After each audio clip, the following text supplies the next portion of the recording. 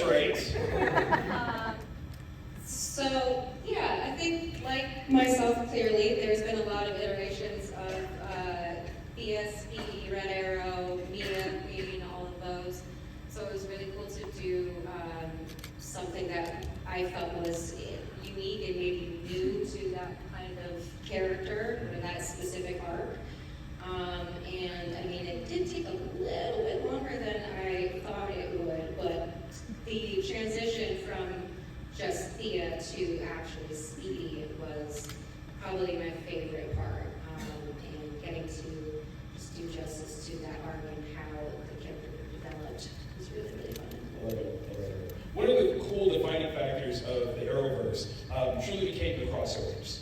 Do you have any of your favorite crossover moments that you can share with us? Getting to work with people that weren't in your general cast that just made you smile. Let's start by saying crossovers were exhausting. They were great, and we had so many great memories, getting to work with people who were our friends, but we didn't get to see it. How about us trying to hold up that book that weighed 800 pounds, and we're just hold it, and we're it's 100 pounds. We had to sit together, and we're what's it called? The Book of... We don't know. Yes. Book of Destiny. Oh, thank you. No.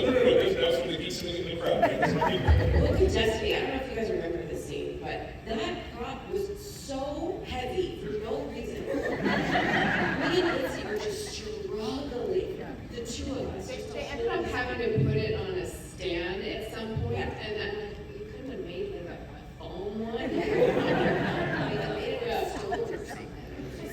That was also a very funny day because I had to take a statue and hit John Pryor over the head, and I missed. Somehow forgot I was filming, and he still sold it. He's a professional. And then I get on the ground with this statue, and I get him down there, and they're that's not even on screen. He's literally on. I don't know why I kept just hitting him. You were trying something. You just I just forgot. Yeah, but we get no sleep. Those crossovers, I don't know what you guys think, but man, I just remember being so exhausted. The crossovers were for you guys. They were for the fans. For sure. We hope a lot of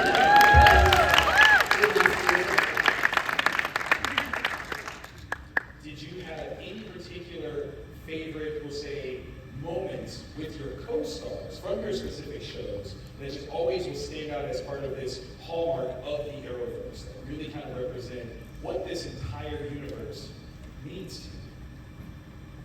On screen or off screen? Whatever the sections and limitations allow you to say. Okay, I need to think about it. Okay.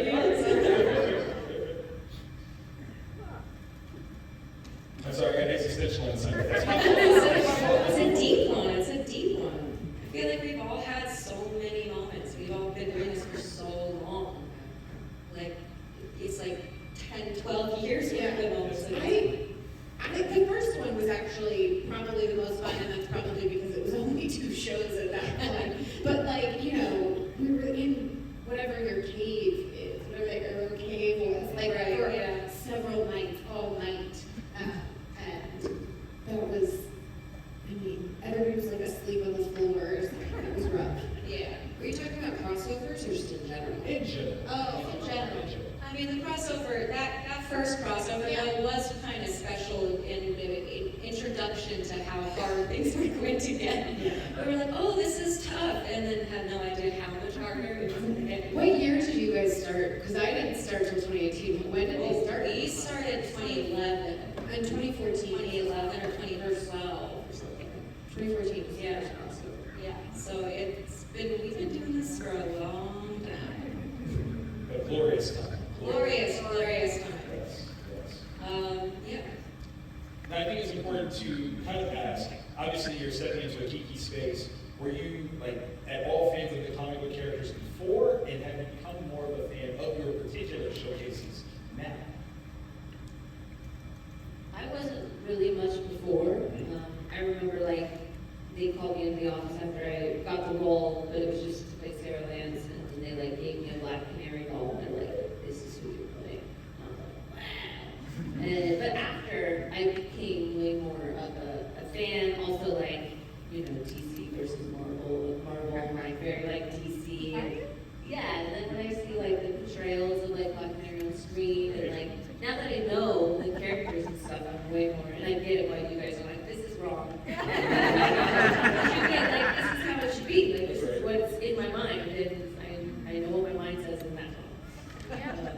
So I actually relate to that a lot. Yeah, I kind of felt like, I feel like we could all agree that's kind of how we felt with like the first DC movies. You know, like, this is, something's off here. Your representation is not our representation. That's right. That's right. But, you know, they're getting better at a penguin stick. I had very little. Tyler had seen an episode of The New Adventures of Lois and Clark. I had seen the first Donner film with Margot Kidder like years prior. But I remember when I got the audition, I was 4.5 months pregnant, and I had kind of been told my whole life, kind of, you know, here and there, that I looked like Margot Kidder. So when the audition came in, I was like, oh, that's weird. Everybody's kind of said I look like Lois Lane. And then they called, my team was like, well, you're not showing, we don't, you know, maybe we don't need to, I'm like, I'm not going to do anything dishonest. By the time I'm filming, I might be showing, please call them back and tell them that I'm pregnant. And then they call back and they're like, she's not coming in. Because we don't know if she's gonna be flying and on wires with Superman, and it could be a liability with pregnancy. And I was like, okay, cool, moving on. And then I believe it was maybe Jessica Feller, who was one of the EPs on Supergirl, and David Rappaport, who's an incredible casting director.